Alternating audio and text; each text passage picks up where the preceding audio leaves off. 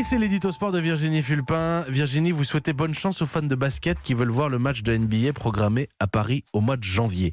Les dernières places seront en vente ce matin et vous avez l'impression qu'on se moque de nous. Vous n'aviez rien d'autre à faire aujourd'hui. Les pontes de la NBA semblent penser qu'en France on ne travaille pas et qu'on peut passer nos journées sur Internet pour obtenir un billet ou ne pas l'obtenir d'ailleurs. C'est un énorme événement qui se prépare. Les Charlotte Hornets face aux Milwaukee Bucks. C'est le 24 janvier à Paris. Et c'est la première fois qu'un match officiel de NBA aura lieu en France.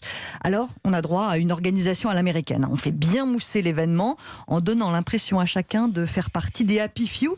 Dimanche dernier, il y a eu une pré-vente. Les heureux élus obtenaient un code pour avoir le droit d'acheter leur place. Mercredi, jour de la première vente, plus de 100 000 connexions de ceux qui avaient ce code. Une gigantesque file d'attente virtuelle. Et puis l'annonce que vous êtes 76 millième sur la liste d'attente. Oh, puis attendez, vous êtes déconnecté. On recommence. Alors, petit message de service à la NBA. D'accord, la France n'est pas le marché chinois. On comprend qu'on est la dernière roue du carrosse.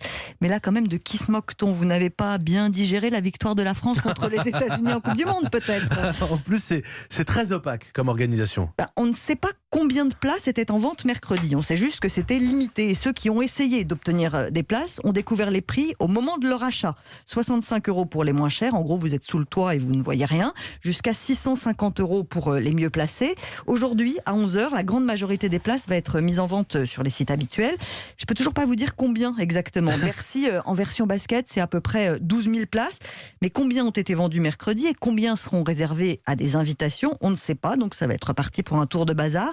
Résultat, il y a déjà des billets en revente au marché noir. 3 000 € pour une bonne place. Ah oui, quand même. Ouais. Et encore, ça va augmenter. Et on n'a même pas trouvé le moyen donc, de vendre des billets nominatifs. Bravo.